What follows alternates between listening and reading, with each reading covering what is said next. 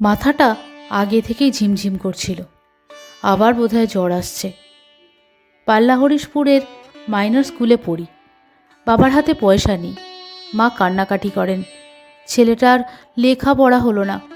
তাই পাল্লা ইউনিয়ন বোর্ডের প্রেসিডেন্ট সনারায়ণ চাটুর্যে আমার সাবেক স্কুলের মাস্টারমশাইয়ের অনুরোধে পাল্লার মাইনর স্কুলে বিনা মাইনেতে পড়তে দিয়েছেন।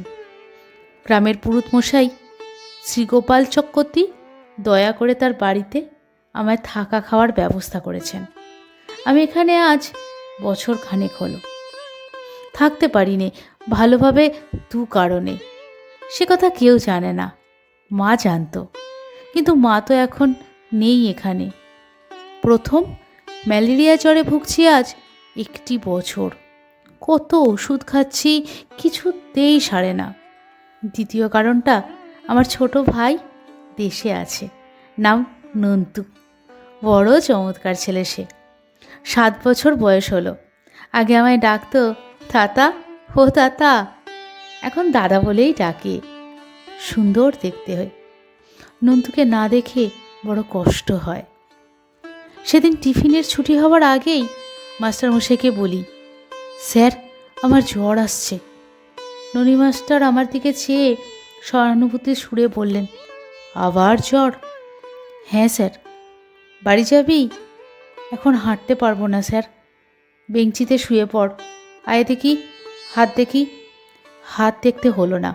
গায়ে হাত দিয়েই বললেন, বড্ড জ্বর যে, গা পুড়ে যাচ্ছে।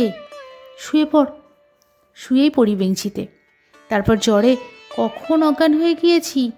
যখন জ্ঞান হলো তখন আমতলার স্কুল বোর্ডিংয়ে আমার ক্লাসের গোপালের তক্তপোষে শুয়ে আছি।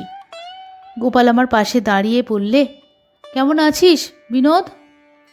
সে কোথা থেকে দৌড়ে এসেছে। গায়ে ঘাম, মুখ রোদে রাঙা হয়েছে। বললাম, দৌড়চ্ছিলি? হ্যাঁ, সার তাড়াচ্ছিলাম। হেডমাস্টারের কপি ক্ষেত সাবার করেছে। আমার গায়ে হাত দিয়ে দেখ, জ্বর আছে? বেশ আছে। বাড়ি যাবি না? হাঁটতে পারলেই যাব। তাই যা, এখানে শোবার জায়গা নেই। কোথায় থাকবি? বাড়ি যা। বাড়ি যাব কোথায় তাই ভাবি। এ আমার নিজের বাড়ি নয়। যার বাড়ি থাকি তিনি বাড়ি বাড়ি ঠাকুর পুজো করে বেড়ান। তার বাড়িতে খুব খাটতে হয় আমাকে। তার ছোট মেয়েটাকে সর্বদা কোলে করে বসতে হয়। একটু যদি কেঁদে ওঠে খুঁকি, তার মা আমার উপর চটে যান। একদিন মনে আছে, স্কুল থেকে বাড়ি গিয়েছি, খিদেয় সমস্ত শরীর হালকা হয়ে গিয়েছে। খুকিকে আমার কোলে দিয়ে তার মা রান্নাঘরে ঢুকলেন। আমি আসবার আগে থেকেই খুকি কাঁদছিল। আমার কোলে উঠে আরও কাঁদতে লাগলো। আমি কত বোঝালাম, কত ছড়া বললাম, গান গাইলাম, কিছুতেই শুনল না। কান্না থামল না। ওর মা এমন রেগে গেলেন আমার উপর, আমার কাছ থেকে খুকিয়ে নিয়ে নিজের কোলে করে বসালেন। আমায় কিছু খেতে দিলেন না। রাত্রেও আমাকে ভাত দিতেন না বোধহয়। রাত্রে চক্রবর্তী মশাই খেতে বসে বললেন, বিনোদ খেয়েছে? তখন কত রাত হয়ে গিয়েছে। খিদে অবসন্ন হয়ে পড়েছি। স্কুল থেকে এসে পর্যন্ত একগাল মুড়িও খাইনি। অন্যদিন এমন সময় কোন কালে আমার খাওয়া হয়ে যায়। পুরুতমশাই নবীন দার চণ্ডীমণ্ডপের দাবা খেলার আসর থেকে রোজই বেশি রাত করে ফেরেন। তারপর তিনি খেতে বসেন। খুকির মা বললেন, না। পুরুতমশাই বললেন, কেন? এত রাত্রেও খায়নি এখনো? জ্বর হয়েছে বুঝি? না, জ্বর হবে কেন? বসে পড়ছিল, তাই ভাত দিইনি এখনো। যাও, ডেকে দাও। ছেলে মানুষ, খিদে পেয়েছে। আমার পাশেই বসুক। তুমি খেয়ে উঠে যাও, তারপর দেব এখন। না, ওকে ডাকো, জায়গা করে দাও এ পাশে। পুরুষ ঠাকুরের কথায় আমার জায়গা করে দিলেন খুকির মা। নয়তো আমি জানতাম রাত্রে তিনি আমায় না খাইয়ে রেখে দিতেন। কাউকে কিছু বলা আমার অভ্যাস নয়। চুপ করে থাকতাম। সেই বাড়িতেই ফিরে যাওয়ার কথা বলছে গোপাল। সেখানে আমার মা নেই।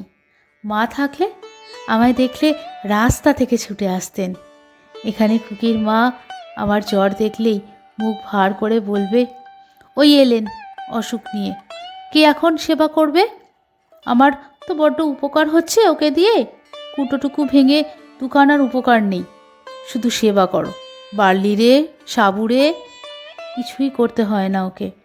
আমি ওকে কখনো কষ্ট দিইনি। আমার রোজ জ্বর লেগেই থাকে, ওকে ডাকতে বা কিছু বলতে আমার লজ্জা হয়। উনিও আমার কাছে বড় একটা আসেন না। মিথ্যে বলবো না, সে বরং পুরুত মশাই যত রাত্রেই ফিরুন না দাবা খেলে। আমার অসুখ হয়েছে শুনলে আমার শিয়রে এসে বসে আমার হাত দেখবেন, গায়ে হাত দিয়ে জ্বর দেখবেন, স্ত্রীকে ডেকে বলবেন সাবু কি বার্লি করে দিতে, নিজে কাছে বসে খাওয়াবেন। সকালে উঠে গোবিন্দ ডাক্তারকে গিয়ে জিজ্ঞাসা করবেন ব্যস্ত হয়ে, ও ডাক্তারবাবু, বিনোদ যে অমন ভুগতে লাগলো, পরের ছেলে আমার বাড়ি আছে, অমন করে পড়ে থাকলে মন বড় কষ্ট হয়, ওর অসুখের একটা বিহিত করুন। পুরুত মশাইকে দেখলে বাবার কথা মনে পড়ে। দুজনেই নিরীহ, কেউ ওদের মানে না, বরং ওরাই সবাইকে ভয় করে চলেন। বড় যদি হই, পুরুত মশাইয়ের দুঃখ আমি ঘোচাবো। ওর ছেলে নেই, আমি ওর ছেলে হব। না, ওদের বাড়ি আমি এখন যাব না। জ্বর আমার একবার খুব বেশি, হয়তো আরও বাড়বে। গোপালকে আমি বললাম, ভাই আমি মার কাছে যাব। মার কাছে যাবি? তোদের গায়ে? সে এখান থেকে 6 ক্রোশ রাস্তা, নদী পার হতে হবে কেউটে পাড়ার খেয়া ঘাটে। পারবি এই জ্বর গায়ে?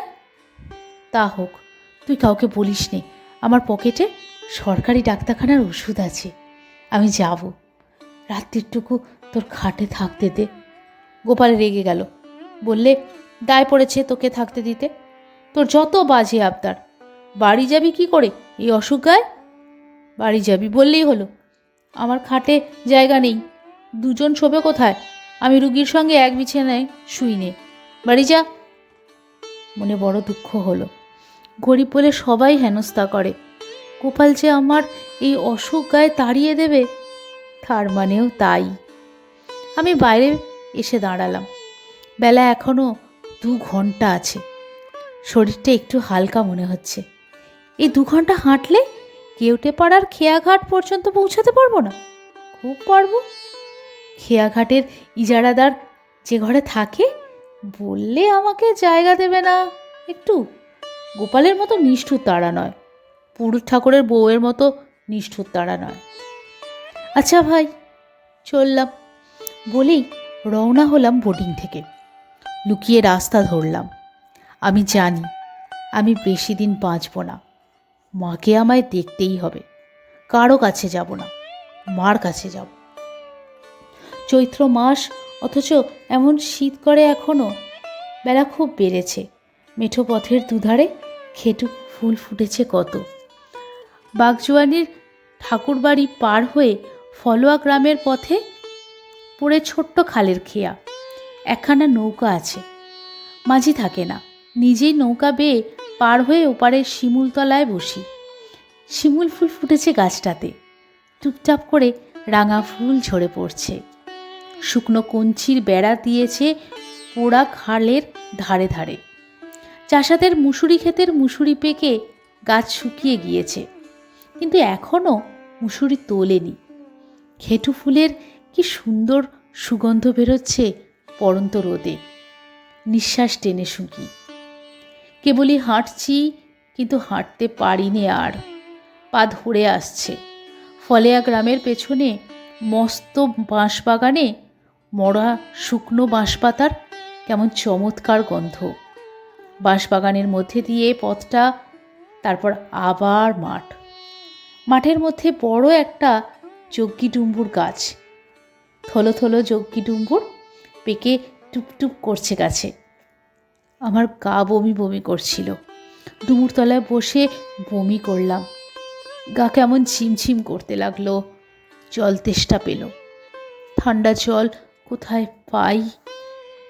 অবসন্ন হয়ে থাকলে চলবে না, মার কাছে পৌঁছতেই হবে।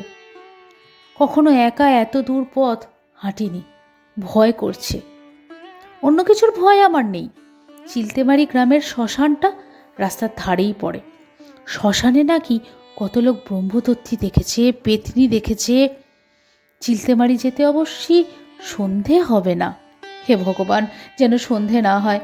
মাকে দেখতেই হবে, তার আগে যেন সন্ধে না হয়, অথবা না মরি। হে ঠাকুর। একটা কাদের বাড়ি পথের ধারে। দরজায় দাঁড়িয়ে বললাম, একটু জল দেবে? একটি 10-12 বছরের মেয়ে আমার সামনে এসে বললে, কি জাত? ব্রাহ্মণ। আমাদের জল খাবে? আমরা জেলে। তা হোক, দাও। মেয়েটি একটু পরে একখানা পাটালি আর 1 ঘটি জল নিয়ে এসে আমায় দিলে। আমার দিকে ভালো করে চেয়ে দেখে বললে, তোমার কি হয়েছে? জ্বর। কোথায় বাড়ি? মনোহরপুরে। পাটালি খাবো না, শুধু জল দাও। জল খেয়ে আমি হেঁটে চললাম অতি কষ্টে। মেয়েটা আমার দিকে আশ্চর্য হয়ে চেয়ে রইল কতক্ষণ। সে বোধহয় বুঝতে পেরেছিল আমার হাঁটতে কষ্ট হচ্ছে। সে চেঁচিয়ে বললে, আজ এখানে থেকে গেলেই পারতে। হ্যাঁ গো। আমি ঘাড় নেড়ে বললাম, না, আমায় যেতেই হবে। মার জন্য মন কেমন করছে। আবার মাঠ, কি সুন্দর মাঠ, শুধু আকন্দ ফুল আর খেটু ফুল ফুটে আছে। যদি শরীর ভালো থাকতো হয়তো মাঠে হাডুডু খেলতাম বন্ধুদের নিয়ে। সূর্য অস্ত যাচ্ছে। এখনও সামনে চিলতেমারি গ্রাম, তারপর কেউটেপাড়ার খেয়াঘাট, যমুনা নদীর উপর। সন্ধে হলেই আমার ভয় করবে। চিলতেমারির শ্মশান, তার আগেই পেছনে ফেলতে হবে।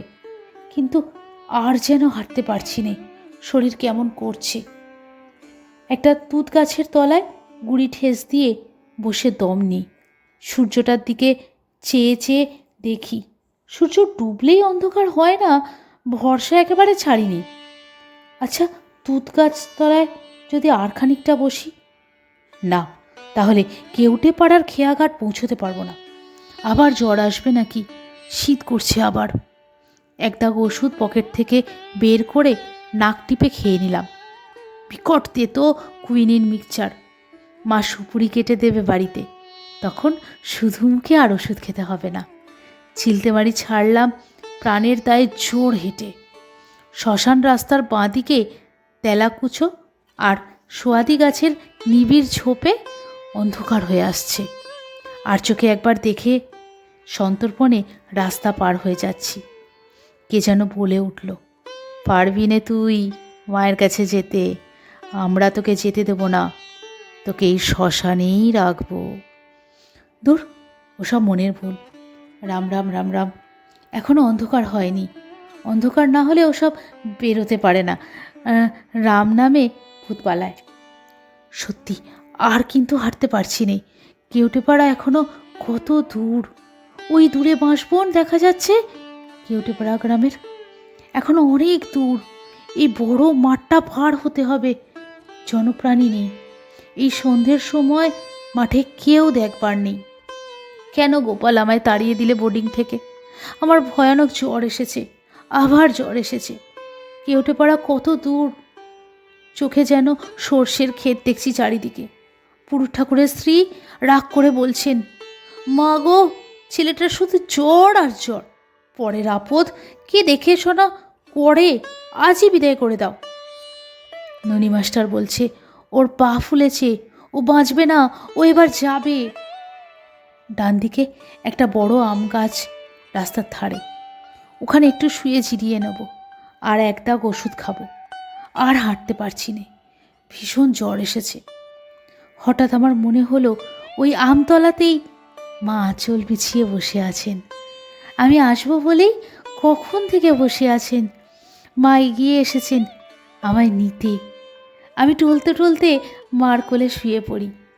মাথায় একটা কিসের চোট লাগলো। তারপর আমার আর জ্ঞান নেই। অন্ধকার নামলো মাঠে।